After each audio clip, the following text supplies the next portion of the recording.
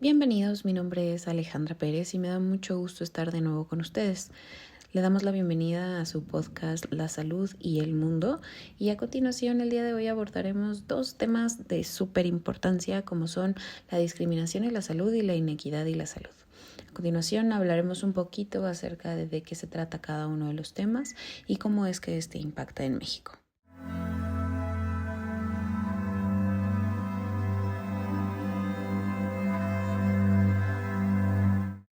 Iniciaremos hablando acerca del tema de discriminación y salud. La discriminación se refiere a este proceso por el que una o varias personas de un grupo socialmente definido es tratado de una forma distinta por el hecho de pertenecer a este grupo precisamente.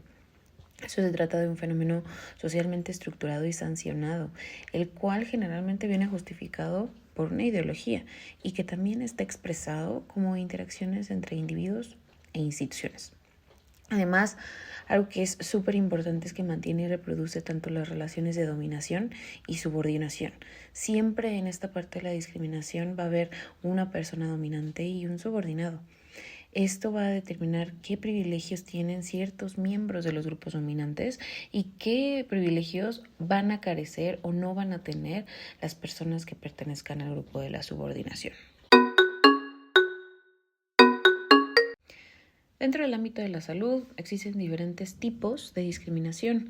La mayoría de estos puede ir ligado tanto al género como a la etnia, a la orientación sexual o a la identidad sexual, que en la actualidad es un tema que causa bastante controversia, así como también la clase social o la religión. Algo que es muy importante es que existen diferentes grupos que día con día experimentan diferentes grados de discriminación y una persona puede incluso experimentar varios tipos de discriminación a la vez. O sea, no necesariamente porque exista discriminación de etnia ya no va a existir discriminación de género o discriminación de orientación sexual, lo cual al final del día cuando se presenta en un conjunto se le da el título de discriminación múltiple.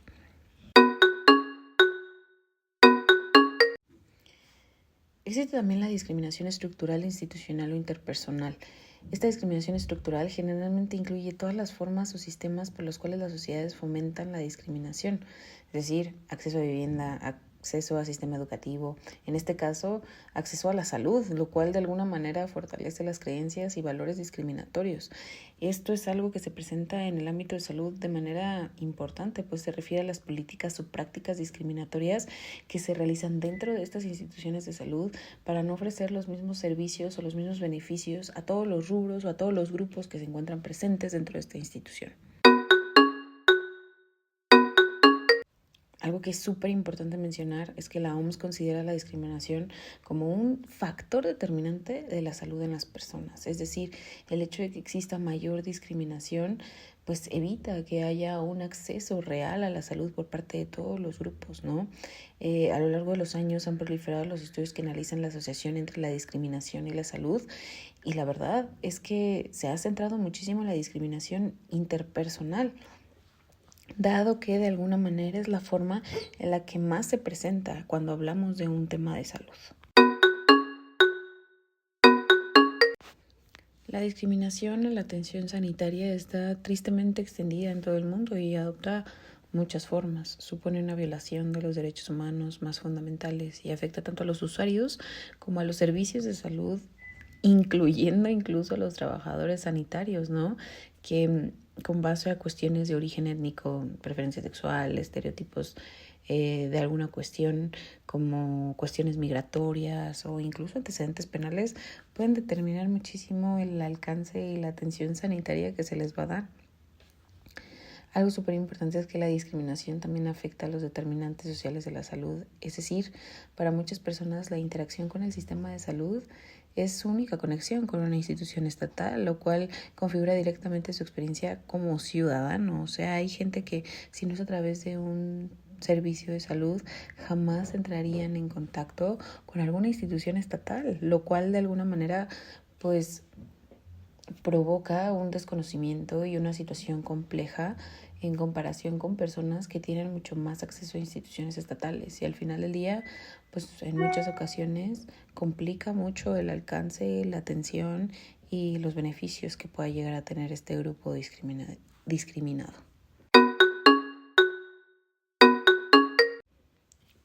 Algo importante de mencionar es que existe una declaración conjunta de las Naciones Unidas para poner fin a la discriminación dentro de los centros de atención a la salud, ¿no? Y en México es algo que definitivamente en los últimos años se ha tomado en cuenta. Dentro de esta declaración se establecen 3 prioridades principales. La primera es que la discriminación no se produce en un contexto vacío. Es decir, los trabajadores sanitarios y sus propios derechos están en el centro de esta agenda, debido a que los derechos laborales y las condiciones de trabajo y las desigualdades de género dentro del contexto laboral pueden llevar a que se ofrezca un trabajo sanitario de baja calidad. Incluso nos puede llevar a una narrativa unidireccional en la cual los trabajadores sanitarios son los mismos que ejercen discriminación. Tras reconocer la importancia de apoyar a los trabajadores sanitarios, es justamente que ha hecho que estos mismos trabajadores sanitarios acepten sus funciones y responsabilidades y por lo tanto disminuyan la parte discriminatoria hacia las personas que tienen pues estos servicios de salud, ¿no? Otra cuestión y la segunda prioridad es el que es fundamental contar con una base sólida de pruebas y marcos jurídicos robustos para que se pueda promover la rendición de cuentas en materia de discriminación en la atención sanitaria, ¿no? Y finalmente, uno de los puntos que sigue siendo importante, pues es necesario abordar las causas subyacentes a la discriminación dentro del sistema de salud y fuera de él, ¿no?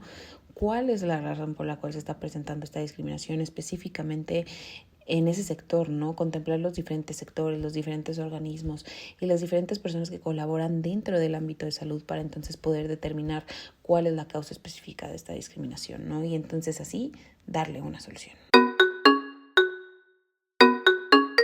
Algo importante contemplar en México específicamente es que se han lanzado diferentes NOMs.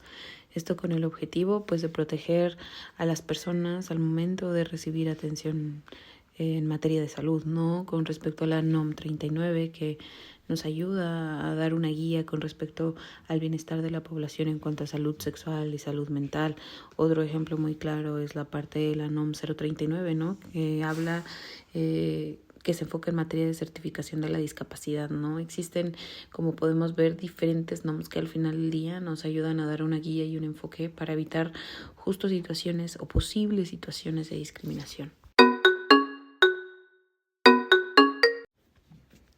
Pasando al segundo tema con respecto a la inequidad y la salud, me gustaría comenzar diciendo que la inequidad en la salud se trata de la desigualdad en el acceso a los recursos, derechos o carga de enfermedad que perjudican a grupos vulnerables de la población. Para la Organización Mundial de la Salud, esto se define como las desigualdades evitables en materia de salud entre los grupos poblacionales de un mismo país. Generalmente la inequidad en salud es un patrón inducido por procesos sociales, los cuales generalmente atentan en contra de los principios de desigualdad y justicia. Algunos factores que influyen en la inequidad en salud son las clases sociales, menores recursos económicos, menor educación y discriminación basada en el género. La inequidad en salud puede afectar de entrada la esperanza de vida y el acceso a los servicios básicos como la atención sanitaria. Para disminuir las desigualdades, en México se han empezado a implementar políticas que incluyen parte de los siguientes rubros: que se trabajen de manera conjunta entre expertos y políticos, que se enfoque en los determinantes de la salud, que se implementen de manera multisectorial, se basen en evidencia científica y resalten el proceso democrático para desarrollar la estrategia. Algo importante de mencionar es que los gradientes en salud medidos en estadísticas no deben de ser considerados o descritos como inequidades. Es importante determinar que la inequidad tiene dimensiones éticas y morales y se refieren más bien a las diferencias que son innecesarias y que son completamente evitables, pero aún más son también consideradas arbitrarias e injustas. Para que nosotros podamos decir que una situación es inequitativa, la causa debe de ser examinada y juzgada como injusta dentro del contexto de lo que sucede el resto de la sociedad. Generalmente la equidad en la salud va a implicar que todos debemos de tener algún tipo de oportunidad justa para que se pueda desarrollar el potencial de la salud plena. Más pragmáticamente, ninguna persona debe de estar en ningún tipo de desventaja para poder alcanzar dicho potencial. Esto cuando puede ser evitado. Otra cosa importante contemplar es que si bien la equidad sanitaria es injusta y prevenible sobre las diferencias que existen de forma sistemática en las condicionantes de salud, entonces la inequidad se diferencia de la desigualdad en la medida en que la primera hace referencia a lo justo o injusto de una desigualdad. Es decir, la inequidad se basa en juicios de valor, en donde hay consideraciones tanto políticas como éticas y morales, y en donde se pretende enunciar un deber ser. El problema es que en la mayoría de los sistemas de salud en América Latina hay tanto inequidad como desigualdad, lo cual tiende a quedarse como un mismo plano de descripción, y la realidad es que no lo es. La inequidad es apenas una desigualdad injusta y que es completamente evitable. No existe como tal entonces una profundización en lo que debe de ser justo o injusto, por lo que generalmente esto es abordado desde diferentes determinantes sociales estructurales de la salud y que no necesariamente llevan a una completa solución de la inequidad ni de la desigualdad. Algo importante de contemplar es que la inequidad implica que para la población sea realmente complicado el poder abordar diferentes temas de salud. A nivel emocional y psicológico generalmente tiene un impacto sumamente importante, puesto que genera frustración, específicamente en los grupos que no están recibiendo los niveles de atención de salud que deberían, o de la misma forma en la que se está presentando para otros grupos, ya sea por distancia, desventaja económica o cualquier situación que se pueda estar presentando. Al final del día conlleva a que el mismo estado de salud se deteriore sobre los pacientes y que la forma en la que se lleva la enfermedad o el estado de no salud sea mucho más dañino y mucho más complejo. Incluso puede llegar a que la misma enfermedad se considere algo más grave debido a que no se presente como la estabilidad para el paciente de saber que recibe el mismo nivel de atención que otras personas.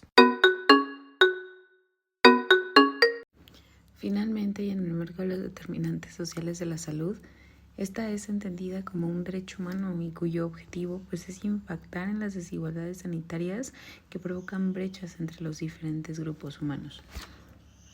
Es importante quedarse en este plano de no incidir en la inequidad sanitaria, es decir, que las causas estructurales que favorezcan cualquier tipo de inequidad o discriminación entre los diferentes grupos humanos sean acabados, no existan más, y que existan gradientes de salud justos y que todo lo que sea prevenible pueda ser resuelto. El problema es que para erradicar este tipo de inequidad sanitaria no solo es combatir las desigualdades en salud, sino que también se debe de reconocer el marco de los determinantes sociales de la salud, no como un fin, sino como un medio para que se ayude a la construcción del marco de los determinantes sociales estructurales de la salud. Y saber que esto no depende únicamente de un sistema de salud apto, sino que también se requiere de una política y leyes que protejan este objetivo. Sin más, agradecemos su presencia el día de hoy en su podcast La Salud y el Mundo, esperando que tengan un excelente día.